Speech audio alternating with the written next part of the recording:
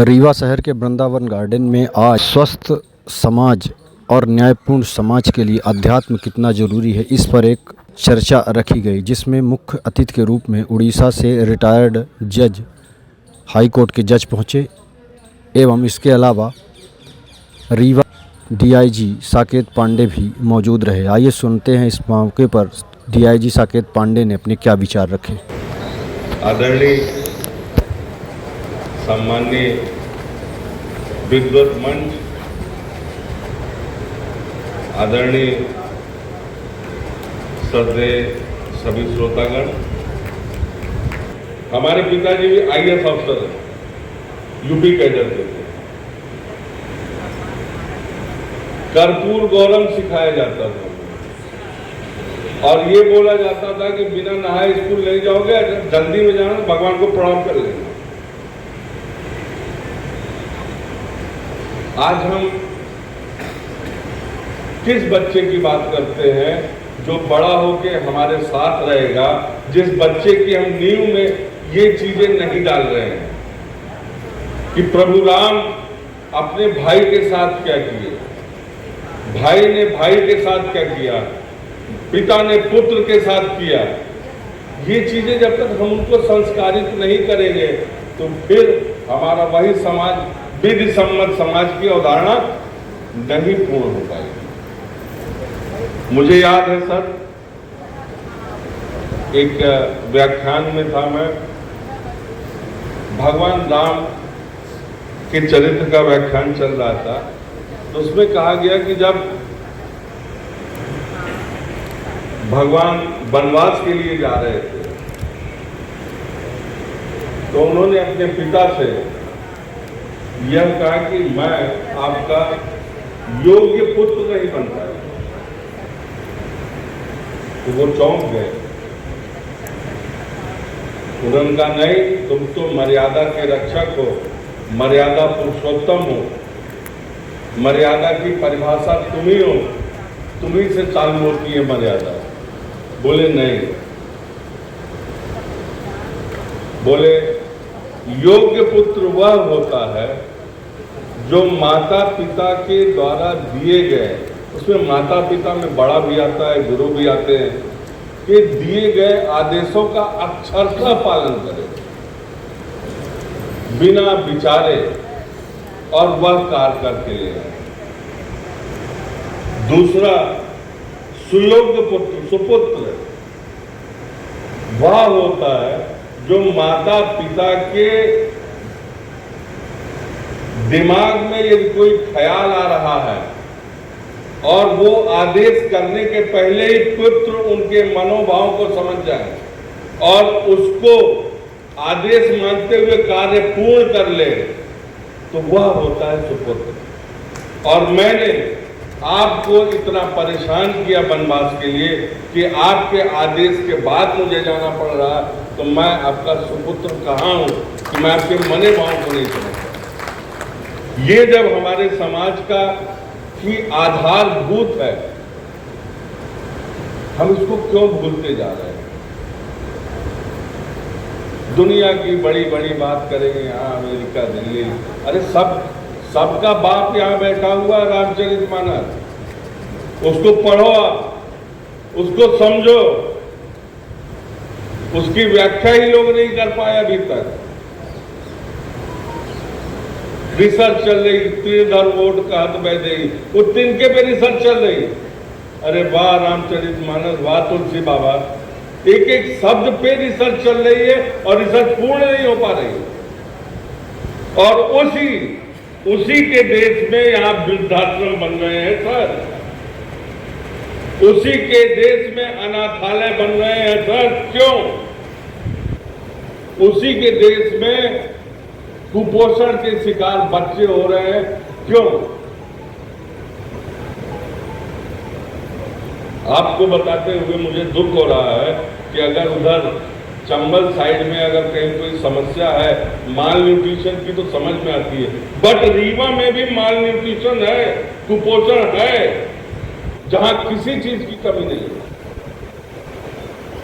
इसको हमें सोचना पड़ेगा। जब हम ये सोचेंगे हम भी स्वस्थ रहेंगे। भूल जाइए वो चीज। यहाँ तो सबसे बड़ी समस्या सर अपने समाज की, हम अपने दुख से नहीं दुखी है, हम इनके सुख से दुखी है। ये अच्छी वाली कार क्यों घूम रहे हैं? आपको भी लेटेस्ट किस्सा बताऊं, चाक घाट में बैठा हुआ था कुंभ में, दो पति पत्नी लड़ रहे थे। ये जोक या मजाक नहीं, मैं सुना, पति पत्नी लड़ रहे थे, हल्ला गुल्ला, वहां क्या बुला लिया यार, क्या बात है, सुनिएगा आप, मतलब सुन के तारीफ किया। उसके पति से पूछा किस बात पे झगड़ा कर रही? बोले साहब कुछ नहीं है, क्या एमा फेसबुक में देख लीजिए के बाद पड़ोसी गए रही संगम में डुबकी लगाए तो कहते हैं हमका जमुना जी में डुबकी लगवाए, यही बात पे झगड़ा हो। अब कह रहा कि मैं इनको समझा के परेशान हूं कि वो जमुना जी नहीं है।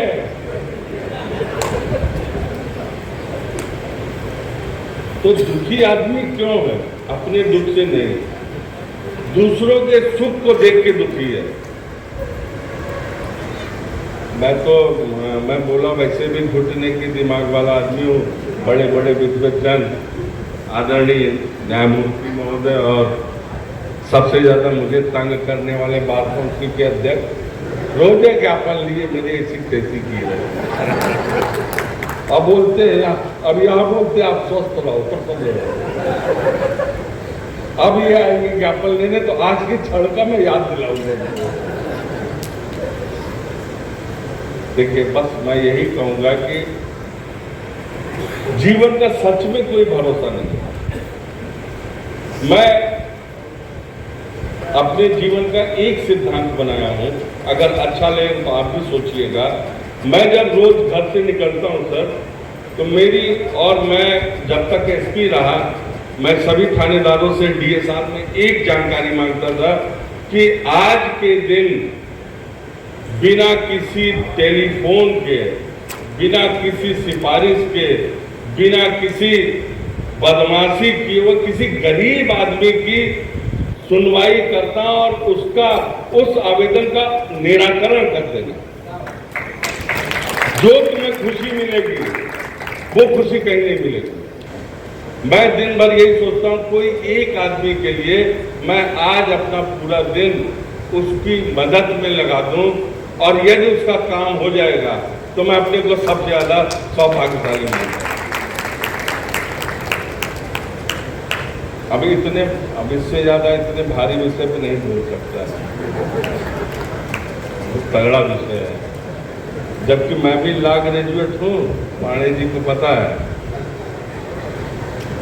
और 1991 में मैंने लॉ पास आउट किया था।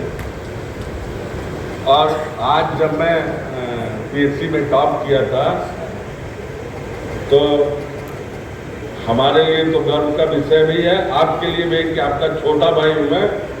I have got 586 out of 600, 600 में 586 नंबर मैंने लॉ में पाया था, और मध्य प्रदेश का रिकॉर्ड है, इंदौर में लिखा हुआ है, पब्लिक सर्विस कमीशन।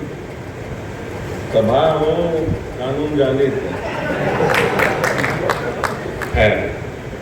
देखिए ये हंसे तो हम लोग मतलब आप हमारे से बात करके हंसे तो अच्छा लगा होगा, यही मेरी उपलब्धि है। बस अंत में एक ही चीज सर बोलूंगा कि बस यही अपराध मैं हर बार करता हूँ, आदमी हूँ, आदमी से प्यार करता हूँ। अगर आप इस सिद्धांत पे चल दोगे, इस सिद्धांत पे चल दोगे, तो आपको किसी भी मंदिर मस्जिद में जाने की कहीं कोई जरूरत नहीं है। अपनी माँ को एक लोटा पानी दो, उसकी सेवा करो, माई के दरबार में जाने की कोई जरूरत नहीं। वैसे ही हम लोग कितने स्वार्थी आदमी हैं, बेहतरीन मूर्ति बनाएंगे, खूब अच्छी सीधा के लाल पीली, और उसको गाना बजाते ले जाएंगे, फिर उसमें प्राण फूकते। हम पंडित जाते थे ब्राह्मण, हम प्राण फूकते हैं, पंडिताई करते हैं।